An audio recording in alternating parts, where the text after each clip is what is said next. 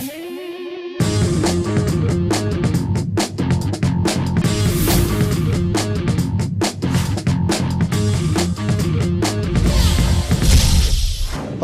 and welcome to Jersey Matters. I'm Larry Mendte. On this week's show, we analyze the 2020 election with an impressive team of experts. We'll start with a couple of political heavyweights, Republican campaign strategist Chris Russell and Democratic strategist Bill Pascrell III, to talk about New Jersey's big races. Ben Dworkin from Rowan University talks about the future of polling after getting it so wrong again this year. We'll talk with New Jersey voters who overwhelmingly approved legalized recreational marijuana. And when can we expect a COVID-19 vaccine? A researcher at Rutgers University says they're still on track for the end of this year.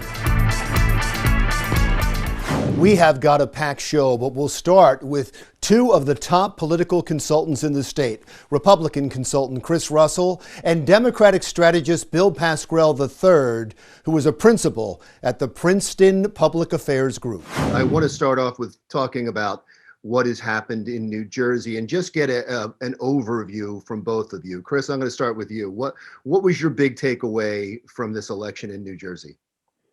Well, listen, I think it's the second election cycle here in New Jersey where Republicans struggled in a federal election cycle. So it's certainly disappointing with Tom Kean Jr. apparently losing, Rosemary Becky and Frank Pallotta, David Richter.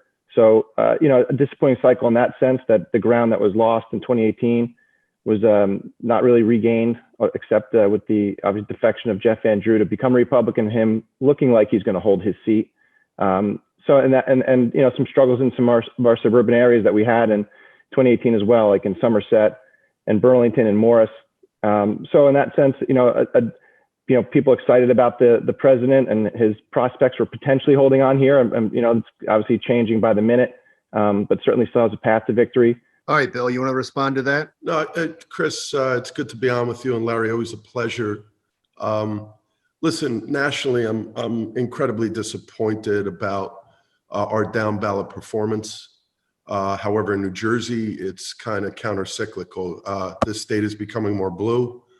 Remarkable what's happening in Monmouth County, Somerset County, the continued slide. We may have an all Democratic county office holders in Somerset when 5 years ago it was all Republican. And the other remarkable thing is, you got a competitive freeholder race in Morris County. We haven't held a Morris County freeholder seat since 1973. But, Tom Kean is a great, legislator, great leader, but he just got caught up in a bad year. I think this was a daunting year for a Republican in New Jersey. Trump's reelection would have been very good from a political electoral point of view for the governor's race next year. New Jersey has a trend that every time we elect the president of one party, we go back the next year and flip. So this gives a little bit of breath, although Murphy's pretty strong running into the new year, to Chris's client, Jack Ciattarelli, who's trying to work his way through a primary. I think the election next year, potentially, assuming Biden pulls this off, and I'm pretty confident within the next 24 hours, Joe Biden's going to be able to declare victory, and we'll be off to the gubernatorial race. But again, victory is not victory because it's going to go to the courts. It sounds like many of these. Not going to. No. It's good, whether you want it to or not. It's going to go to the courts. Larry, it's whether you the courts file a case that has merit. Yeah, I get it. But you have to have a case that has merit. Tell me what the merit of his court challenges are. He's trying to stop the vote count in one state and continue to vote count in another state. It's not consistent. The president doesn't decide elections. The courts don't decide elections. The people decide elections. I get it. I wasn't making a statement on the merit of the case. I'm just saying it's going to the courts. Whether they take it up or not is another question. But there's definitely lawsuits filed, and there seems to be some merit, at least, in Pennsylvania, not the other ones, but in Pennsylvania. But that's for another time. Let me get to Chris to respond to what you said, especially about next year's election, because it was a perfect segue into next year's election. I didn't know until just now you have a client, but is it 3 candidates running right now? Is it Chitterelli, Bramnick, and Steinhardt? Well, right now there's only one, right? It's only Jack's the only one announced. I think Doug Steinhardt and John Bramnick are certainly 2 names who've come up, seem to be interested in running. There may be others that we don't know yet. I mean, that's politics, and I think depending on what happens at the top of the ticket, you may see other people see an opportunity for what Bill said, that there's a tends to be this kind of push and pull in New Jersey, that if there's a Democrat in the White House, it potentially benefits Republicans in New Jersey. Here on the home front, we haven't reelected a Democratic governor, and I don't think since I've been alive. But again, I think we need to look at, like, how do we as Republicans in New Jersey localize elections in a way that New Jersey suburban voters can look at the party and look at our candidates and say, yeah, that's someone I want to elect. That's a man or a woman I want to put in office for me. I think that's something we need to look at in 2021 seriously. How do we win the election? How do we beat Phil Murphy? But speaking of Phil Murphy, you keep hearing that he may move on, that he may join a cabinet of Joe Biden. Is there any truth at all to that, or would there be interest on Phil Murphy's part, depending on what the job is? I'm going to take the good governor at his word. But, when Chris knows this very well, as do you, Larry, when that phone call comes in, the president of the United States calls you and says, look, I need you to help. I think there's a chance. I mean, Phil Murphy would be a fantastic cabinet officer. Potentially maybe Secretary of the Treasury.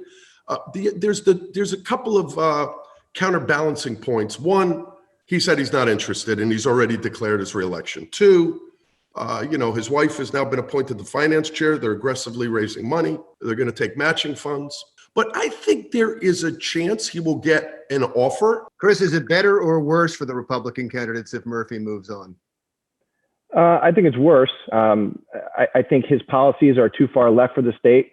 I think he is outside the mainstream of at least a lot of South Jersey Democrats and other Democrats in some of the more suburban seats. So he is an outlier to me amongst Democrats in the state ideologically. And I think New Jersey is not necessarily that state. It's blue state, like Bill said, there's no disputing it's a blue state in terms of its performance. But I'm not sure it's Massachusetts. Hey, Bill, I want to end with you. You're also involved in the vote count in Philadelphia. Now, that may all be over by the time this airs, but it's still fascinating what's going on there. Can you take us inside, and can you give some reaction to the Rudy Giuliani and Eric Trump news conference yesterday? Yeah, I was just going to talk about the clown car pulling up into Philadelphia. Larry, I know we got a short period of time here. I remember taking a photo with my young boy, Billy the Fourth, who's 27 now, when he was 5 years old, with Rudy Giuliani. Always admired him. I don't know. He's gone off the rails. The lawsuit that was filed in Pennsylvania yesterday, and this is my opinion, but it's not my sort of idea because other people have said it. It was written by a kindergarten lawyer. They are not getting a James Baker on their team that's going to do what James Baker did for President George Bush. And the other part about this is, and I will say this in concession, Donald Trump has been validated. He is not an anomaly. This guy did an extraordinary thing. Most Democrats are shaking their heads like, oh my God, it should have never been this close. He's real. His electoral power is real. And it's going to continue because he's not going away. I think he's going to lose. I think perhaps in the next 24 to 48 hours, Joe Biden will be in a place to declare victory. They're counting the votes in a very meticulous, methodical way. There's TV cameras in, which I think is good and healthy. And both sides of the aisle are there. There's lawyers there to monitor. So I feel good about the system. I just wish our president, when Al Gore lost, he gave a gracious concession speech, and he was certainly internally bitter because the court took it away from him. They didn't allow the continued counting in Florida. We're not going to have that happen here, but I don't see Trump being a gracious loser. It's not in his character, and that's unfortunate for our country. Al Gore gave a concession speech back then, and then we took it back, and we waited 30-something days to have an outcome. We're only 2 days past the election here. I'm thinking about the ultimate concession speech. The ultimate concession speech. You're right. It was at that time, but it was 34 days later. I think my only point being this is the president of the United States, Donald Trump. I agree with you. He has Democrats I know across the country shocked by Republican pickups in the House, shocked that Republicans are going to hold the Senate. He does have real power, and I think he proved to people that this wasn't just an anomaly in 2016. And listen, from a guy who's been in campaigns, I know Bill's been in his share as well. When you fight that hard and that long for any office, it could be town council, but when it's the president of the United States, you're not going to just roll over and die right away. So I agree with you, Larry. I think there's going to be lawsuits. I can't speak to their merits. I haven't read them like Bill has, but listen, I think let the democracy play itself out. Sometimes it's messy. As long as we get a president at the end of the day that's fair and legal and right, then the country can move forward. All right. Thank you both. Republican political consultant Chris Russell and Democratic strategist Bill Pascrell III. When we come right back, the future of political polling after getting it so wrong again this year. That's when Jersey Matters continues.